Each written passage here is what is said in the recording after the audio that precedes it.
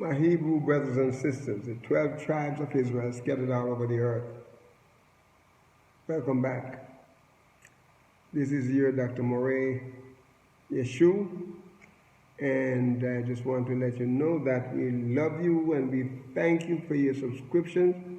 Thank you for your likes and your comments, and thank you for your prayers.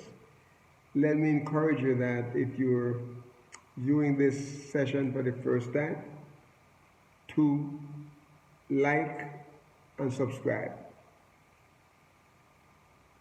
and then send some comments. And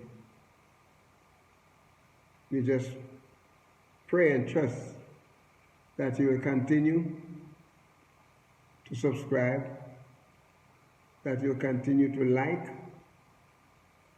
that you continue to send your comments and continue to pray for me, your Moray. Okay? And tell your friends and your loved ones, encourage them, my brothers and sisters, to do the same. Encourage them to do the same. All right, we're in verse 8. We're dealing with Psalm 26, a good man's prayer. And we're in verse 8. Okay, we started verse 8 in the last session, and so we didn't have enough time to complete it. So we're going to continue. Verse 8, and say, Yahuwah, I have loved the habitation of thy house, and the place where thine honor dwelleth.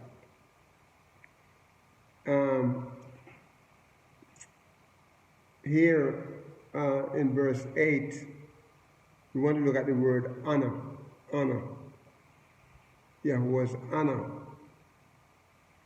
And my brothers and sisters, when we talk about Yahuwah's honor, we're talking about glorious, the gloriousness of who he is. Okay? And the word is kabod, kabod. And it is kaf, bet,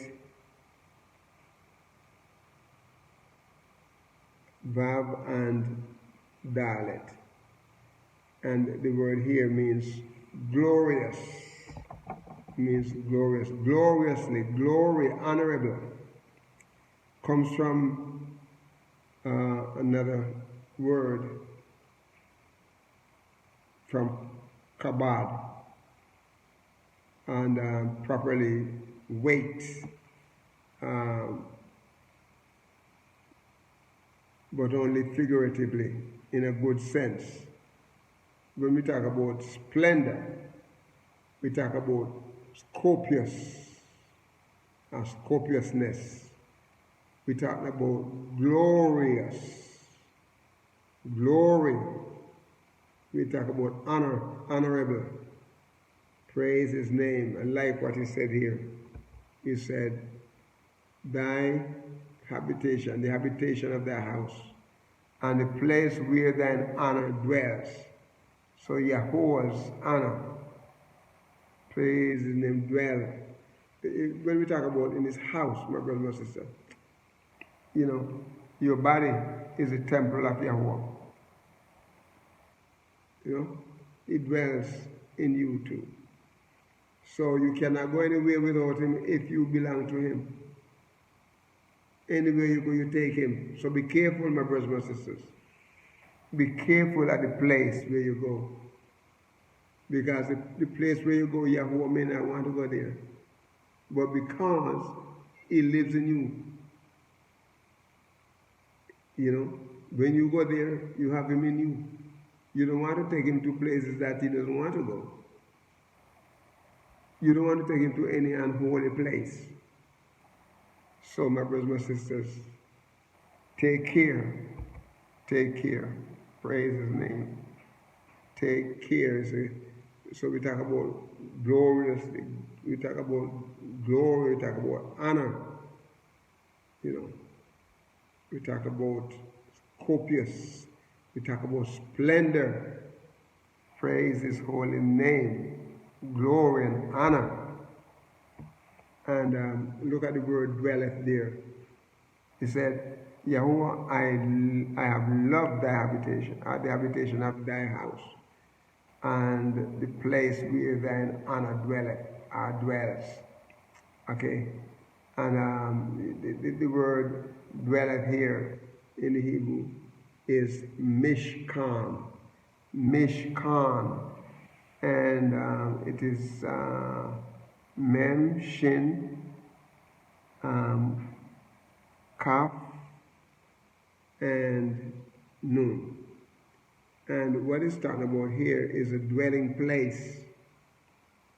It's talking about a dwelling place, my brothers and my sisters. It's talking about the tabernacle.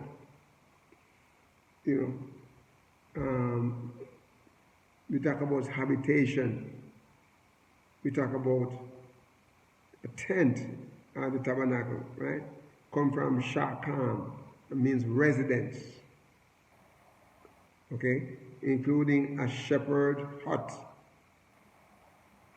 The lair of animals are figuratively the grave, also the temple. Specifically, the tabernacle properly, its wooden walls, dwelling place, habitation, tabernacle, the tent. Praise his holy name. Praise his name. In verse 9 he said,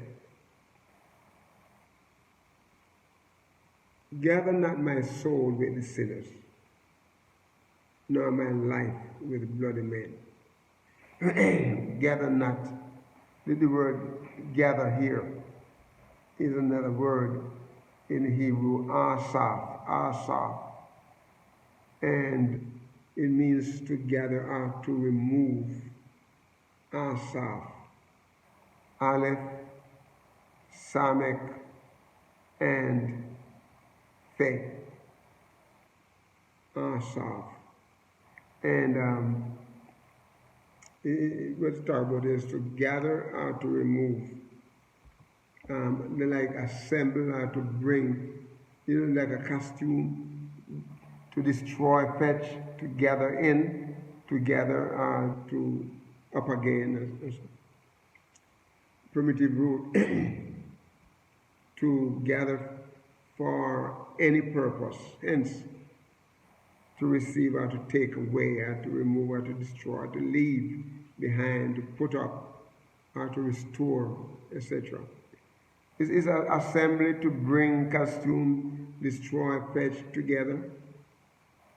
To gather up, again, generally to get or to lose, to put all together, to receive, to recover, And the person recovering from like a sickness, like a leprosy, a reward, surely to take away or to put up, utterly to withdraw. The word, verse 9. Gather. He said, gather not my soul with sinners. That is, the word soul here is nephesh. And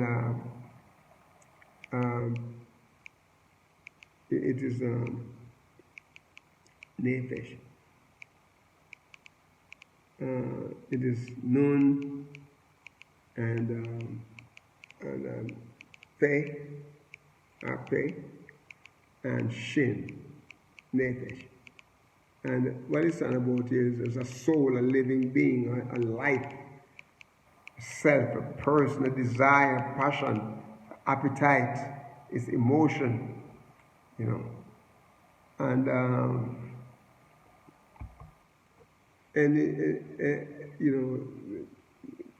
the soul here is like a tablet there. There's a thing, there's a breathing creature, such as an animal, or abstractly vitality, or used very widely in a literal or accommodated or figurative sense.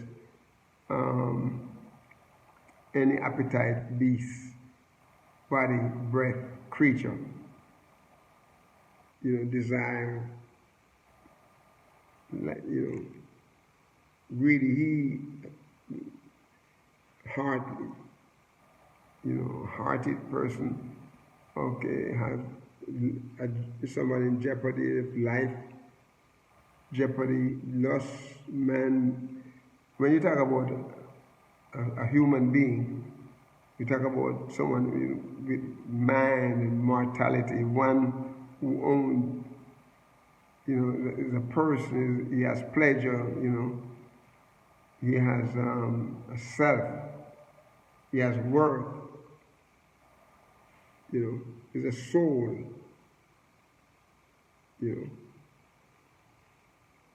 he's a self. He said, gather not my soul with sinners. Okay, sinners here is the word kata, means a sinful person, a sinner. Is ket, tet, and aleph. And what's talking about here is talking about a sinful person or a sinner, an offender. He is a sinful sinner. Intensively from kata, a criminal, or one accounted guilty. Someone who's offended, is an offender, is a sinful sinner. One to miss is like a transgressor, right? He missed the mark. He go wrong. He sin. He bear the blame, bewildered, bore the loss, to bring sin. A person can be cleansed from his sin. Yahuwah want to cleanse the sinner if he turns to him. Okay? Someone commits sin, someone, is done wrong. He errs, is at fault, is a fearless, person who want to, just don't care, just do whatever he think he can get away with. Forfeit is indicted. Like we just hearing today about someone in high office, trying to get to high office again, being indicted. This is about his third time. Can you imagine? A man supposed to be a leader. Supposed to be setting some examples. He's offended the offered. You need to be purged of his sin. You need to be purified. People purify from ourselves from sin, my brother and sister. Purify ourselves from uncleanness. Purify ourselves from uncleanness and reach, that level of maturity where, we live for Yahuwah. This person's sin, he has committed sin. That's what a sinner, an offender, a sinful sinner.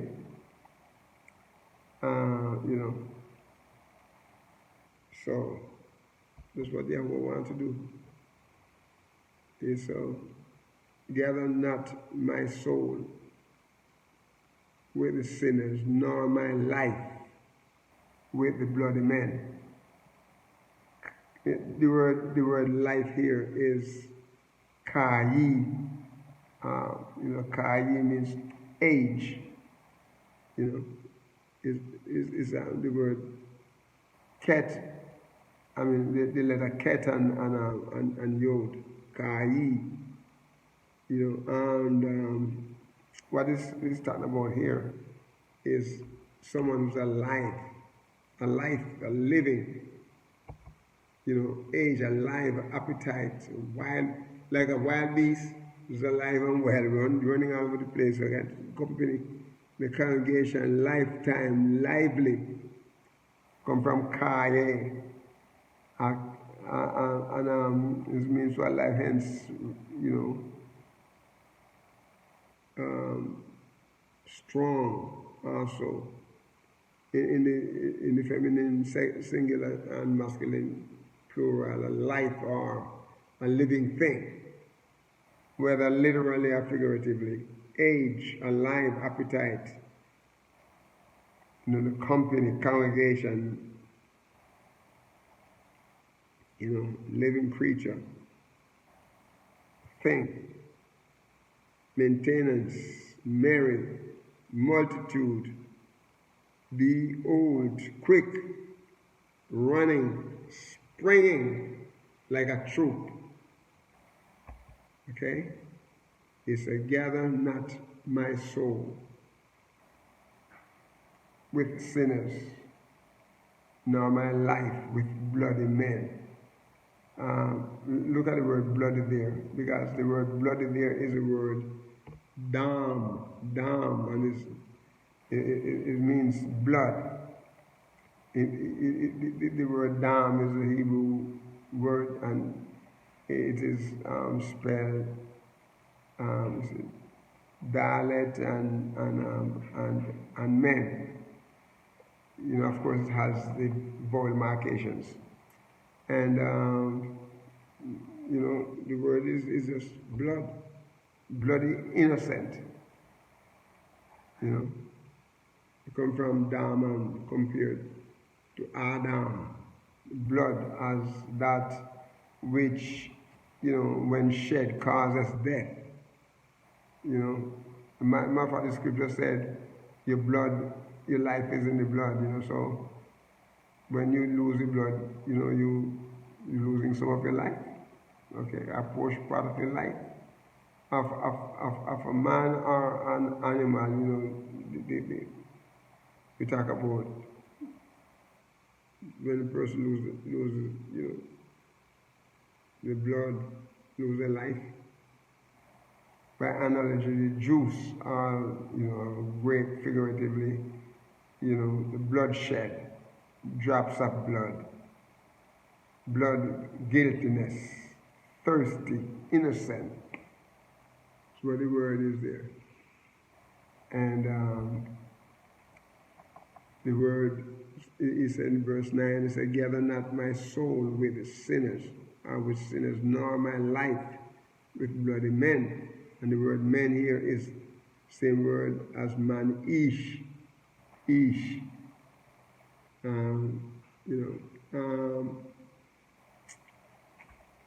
What is saying here is a great ish, a man or men. It could be a mighty man, could be a great man, it could be a man of high degree, it could be a husbandman of mankind.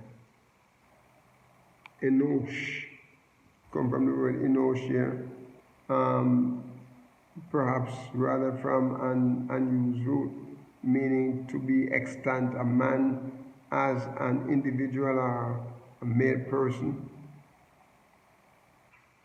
often used as an adjunct to the more definite term. In such cases, frequently not expressed in translation. Also another man, any man, a certain champion, consent, each, everyone, a fellow, husbandman, a good man, a great and mighty man, is a man of high degree. He is the people person, is a steward, is what mansoever, worthy man, an unworthy man, there's a word there. And we're going to go to verse 10 when we return. But my brothers and sisters, we're going to ask you to be a blessing to someone today. Time is gone again. And walk with the King. Shalom.